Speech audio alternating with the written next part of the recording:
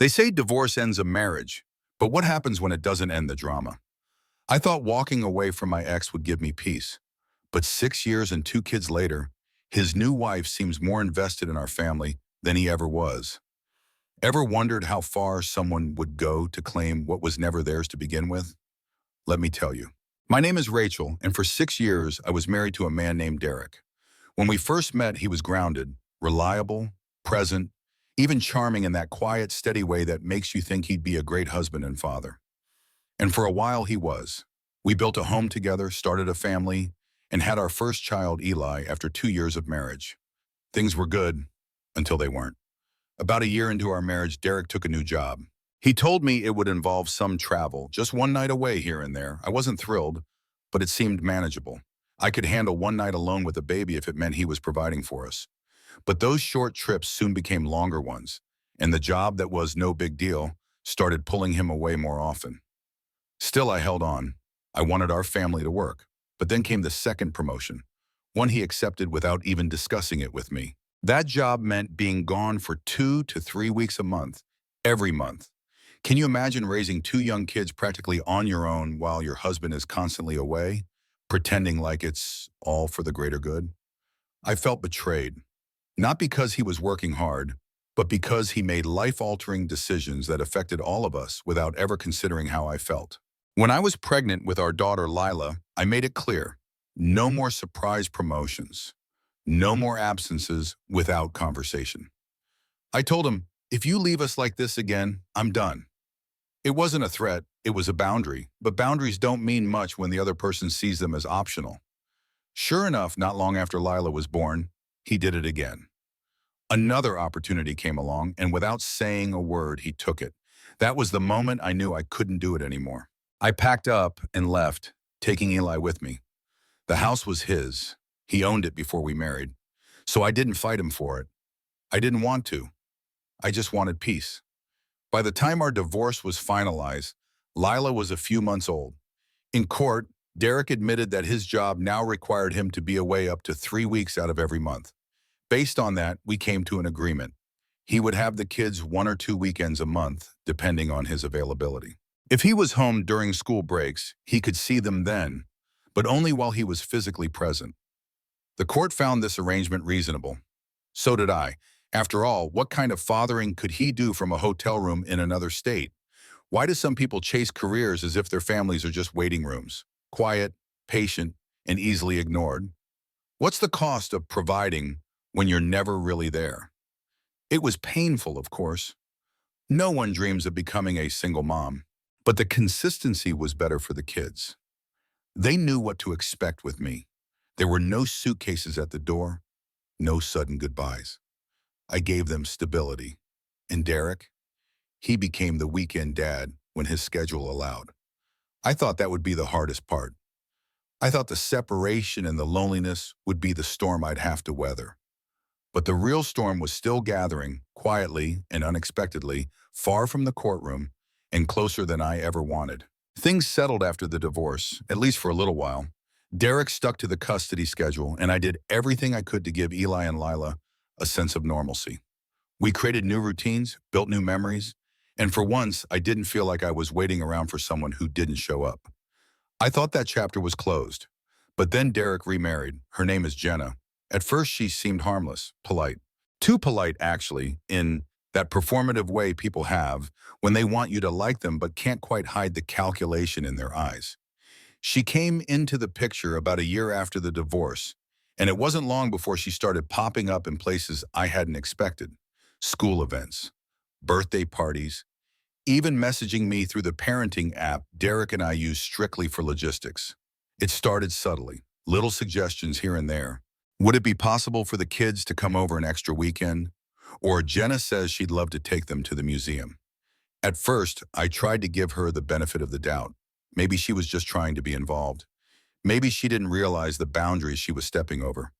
But it didn't take long to see it for what it was, an attempt to insert herself where she had no place. Then the request got bolder. Jenna started talking about 50-50 custody, claiming that the kids could just stay with her when Derek was away for work, as if this was some kind of timeshare arrangement. as if seeing their father 2 weekends a month was no different than being supervised by a woman they barely knew. How would you feel if someone tried to mother your children without ever earning their trust, their love, or your respect? I shut the idea down immediately. My response was clear and unwavering. If Derek wasn't home, the kids weren't going to his house. Period. Jenna didn't like that, and suddenly the friendly tone shifted. She tried to impersonate Derek on our parenting app, sending messages as if they came from him. It was a weird and uncomfortable move, one that crossed a line. I contacted my lawyer right away. A formal warning was issued, and after that, the impersonation stopped. But the pressure didn't. She became relentless. There was this growing entitlement in her tone, like she believed being married to Derek gave her equal rights to my kids. And the more I resisted, the more she pushed. Her latest tactic? Using her and Derek's newborn baby to guilt me into giving up more time. According to her, Eli and Lila should be spending more time at their house so they could bond as a family with the new baby. Never mind the fact that their own father was barely there. Never mind that my kids felt awkward around her. None of that mattered to Jenna, because in her mind, she was building her version of a perfect family, and my children were supposed to play along. But how do you bond with someone who doesn't respect your space? How do you feel safe with a person who keeps trying to push herself into a role you never invited her to fill? The kids told me she tried to make them hug her, that she kept encouraging them to call her mom or ma, even after they said no. They didn't like it, and honestly, I didn't either. This wasn't a woman trying to build a healthy relationship. This was someone trying to overwrite mine. And the worst part? Derek didn't step in. Not once, not to mediate, not to set boundaries, not even to clarify who was actually supposed to be raising his kids. Looking back, I wish I could say I was surprised. But deep down, I think I always knew. Jenna wasn't just marrying Derek. She was trying to inherit his kids too. I tried to stay calm, I really did. But it's hard to keep your cool when someone is constantly trying to rearrange your children's lives like pieces on a game board. Jenna didn't see it that way, of course. To her, she was just trying to blend families. But blending isn't bulldozing. It isn't pushing past boundaries your stepchildren clearly set. And it definitely isn't pretending to be their mother when they already have one. Eli and Lila began dreading their weekends with Derek. Not because of him, really, but because of her. They felt like guests in a house that was supposed to be half theirs, but somehow wasn't. I remember one weekend when Lila came home unusually quiet. She clung to me for hours, her little fingers laced in mine, as if she were afraid I might slip away too. When I finally coaxed it out of her, she whispered, Jenna kept asking if she could call me her daughter. I told her no, and she got mad. My heart broke. What was I supposed to say to that? How do you explain to a child that someone else's desire to play happy family can feel like a violation? When I confronted Derek about it, he barely reacted. She just wants to bond, he said, as if that excused everything. But bonding doesn't mean force. It doesn't mean guilt-tripping or manipulating. And I was exhausted from being the only one defending the kids' emotional safety. Then came the email. Jenna wrote me what she clearly thought was a heartfelt, persuasive message. It was nearly 1,000 words long, full of reasons why Eli and Lila should be spending more time at her house.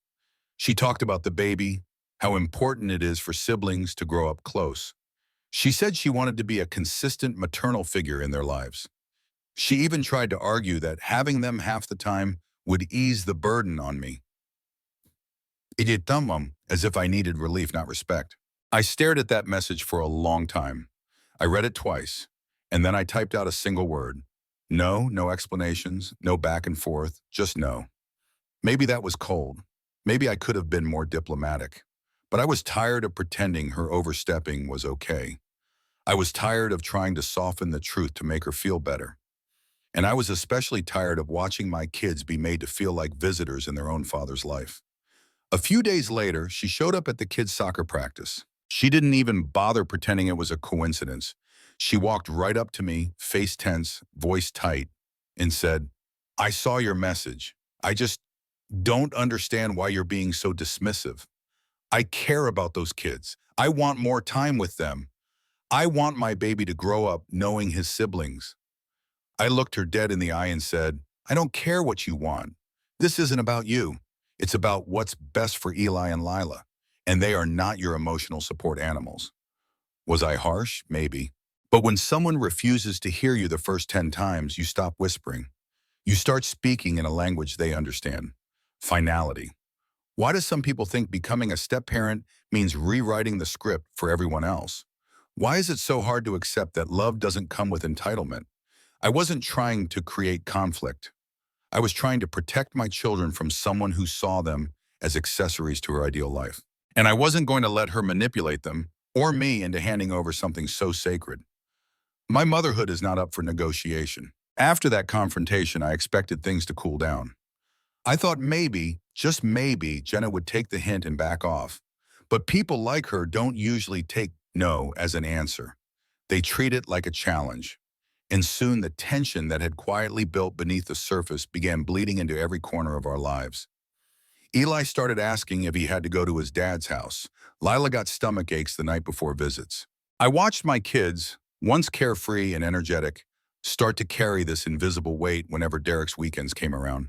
It wasn't just about Jenna anymore. It was about the emotional tug-of-war they were caught in, and no matter how much I tried to shield them, I couldn't keep them from feeling the pressure.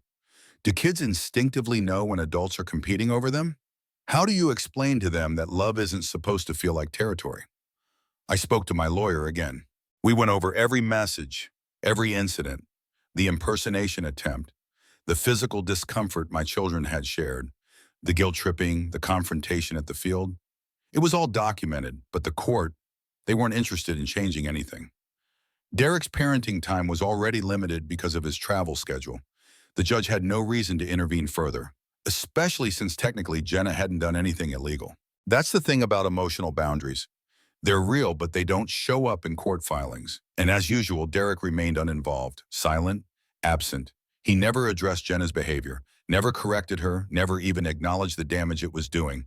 It was like he thought letting her take the reins made him look like a team player, as if parenting were a group project you could delegate when it got too complicated.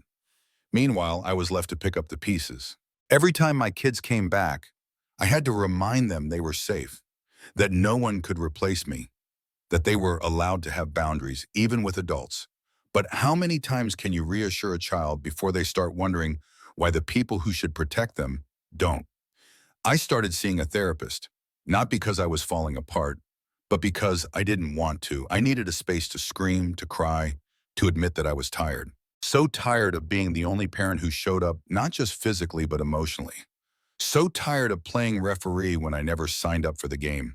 So tired of trying to do the right thing while Derek sat back and watched his wife try to rebrand my children as her own. The therapist asked me something that stopped me cold.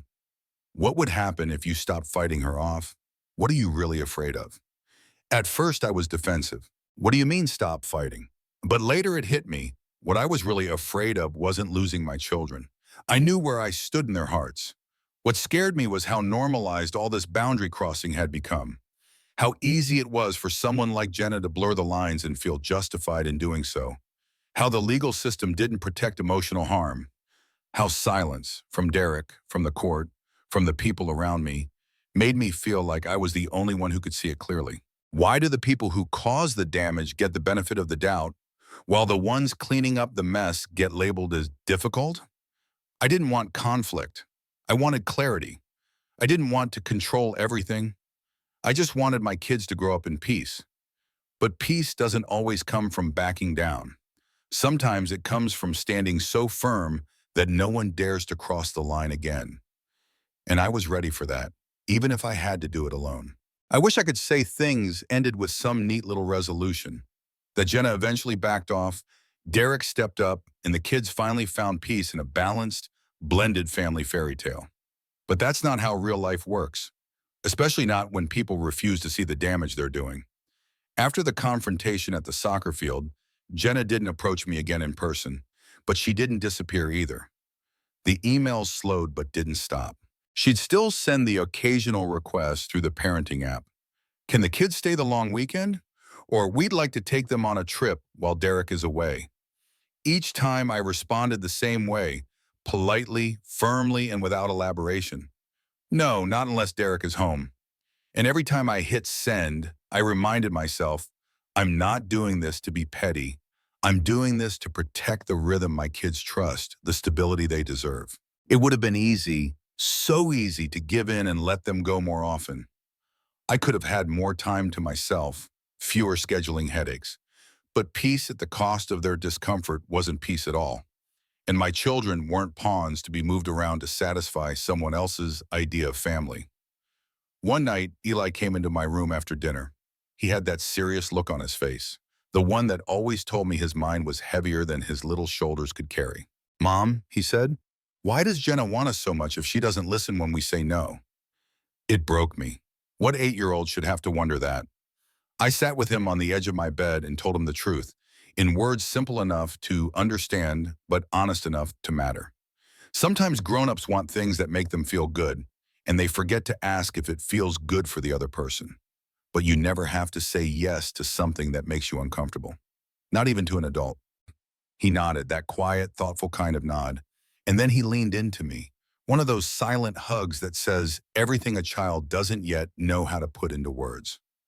That was the moment I knew I was doing the right thing. Because boundaries aren't just fences to keep others out. They're lessons for our children about how to value themselves, about how love should feel, safe, respectful, mutual. So no, I don't regret being dismissive. I don't regret telling Jenna I don't care about her wants. Because the truth is, I don't. Not when those wants steamroll over the voices of two kids who are just trying to find their footing in a family split in half. And Derek? He continues to float on the edges, present enough to check a box, but never deep enough to make waves. That's his choice, but I won't let his silence become mine. Why do so many people confuse access with love? And when did shared DNA become an excuse to ignore emotional reality? I know one day my kids will grow up and piece this all together for themselves. They'll remember who respected them, who listened, who showed up, not just physically, but with their whole heart. And I hope when that day comes, they'll look back and understand why I stood so firm. Not because I was trying to keep anyone out, but because I was trying to keep them whole. Because love, at its core, is protection. And I'd rather be misunderstood for guarding my children fiercely than be praised for handing them over quietly. Let Jenna write her emails. Let Derek stay silent. I've made peace with being the one who doesn't bend. Because I'm not here to make everyone comfortable. I'm here to make sure my children are safe. What would you do if someone tried to rewrite your role in your own children's lives? If your kids came home feeling like strangers in a place that should feel safe? I'd love to hear how you would handle this, because some days it feels like I'm standing alone in a storm. If this story moved you, please like the video and subscribe to the channel. That's how I know you're out there, listening, understanding, feeling what I feel. Your support reminds me I'm not crazy, not cruel, just a mom fighting for what matters most. And that means everything. Your support reminds me I'm not crazy, not cruel, just a mom fighting for what matters most. And that means everything.